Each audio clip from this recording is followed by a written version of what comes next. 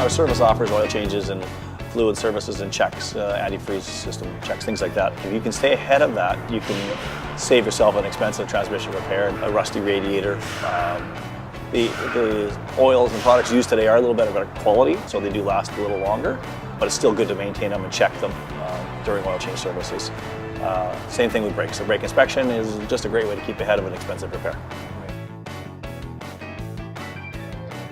I think pride in ownership in a car is something I've always had. A clean car drives better, in my personal opinion. The oil changes are easy, but for themselves, simple tire pressure checking. Keep your fuel economy up. You don't get your tires to wear out prematurely. Ability to open the hood, pull the dipstick, and that it's full is a very simple one. And then again, just walking around the car periodically, check your lights. That way you're not going to have a taillight go out and someone might just happen to bump into you because of it.